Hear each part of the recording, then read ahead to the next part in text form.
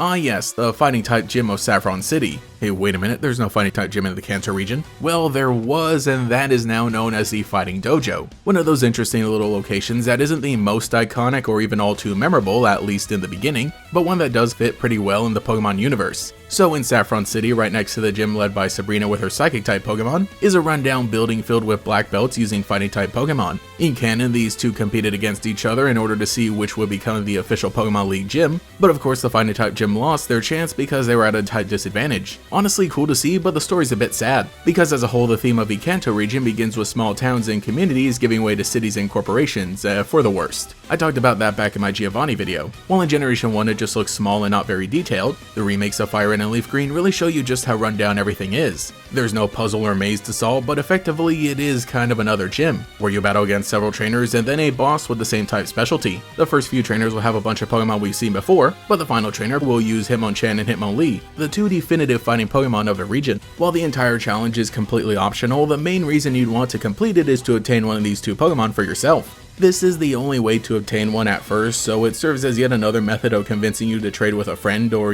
just buying two copies of the same game. A fun idea, but in modern day I'm sort of over the whole thing. Anyway, the dojo is a neat place. It feels like a little extra reward if you go through the trouble of challenging it, but there's no pressure for it to be connected to the main story or anything. In Generation 2, it's one of the few locations that has actually shut down since the time skip, making the story feel even sadder when you play the games back to back, though you can find the master of the dojo training out on Mount Mortar, another optional location, but it's a fun way to build upon the original. The dojo master will even give you a Tyrogue after you defeat him, since we now have a pre-evolution for Hitmonchan and Hitmonlee. But the most interesting development comes in the Johto remakes of Heart Gold and Soul Silver, where the fighting dojo still isn't the same as it used to be, but instead it serves as the location in which you get to rebattle every gym leader, making a fun additional quest of finding them while they're outside their gym in order to get their number, at which point you can call them and ask for a rematch. And so they'll wait in the dojo until then. I always thought it was such a cool visual when you get every gym leader just hanging out there. Perfect way to give this location from the original games even more meaning while allowing you to interact with some of the well-known characters and construct one of the best post-game features of any Pokemon game.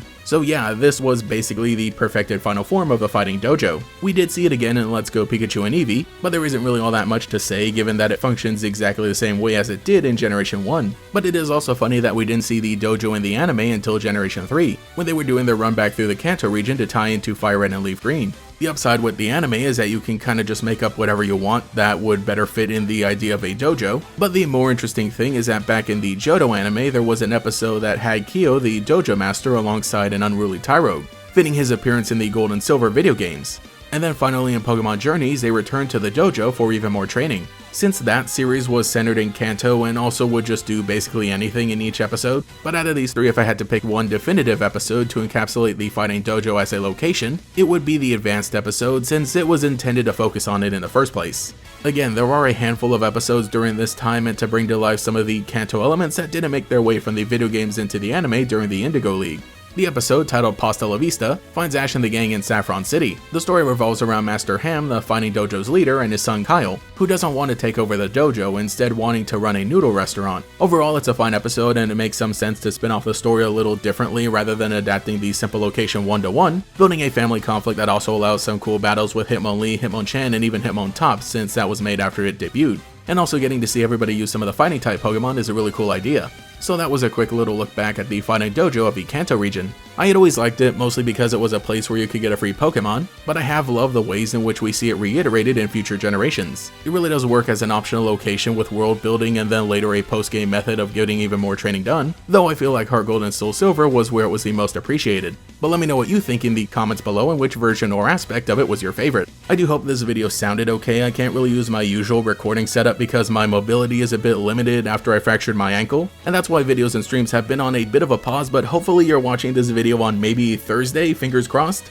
Anyway, I better finish healing and resting so I can get right back to training in the dojo.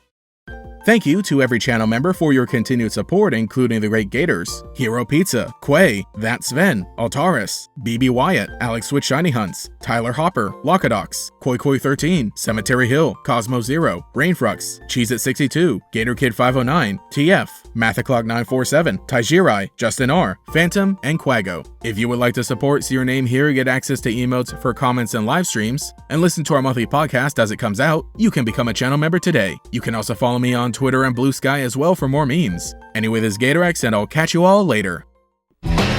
Watch Ash, Pikachu, and the gang take on some of the best Pokémon masters around. You asked for it! Stop by for Pokémon Advanced Challenge, starting Monday at 5. Gotta catch 'em all on Magoozy, only on Cartoon Network.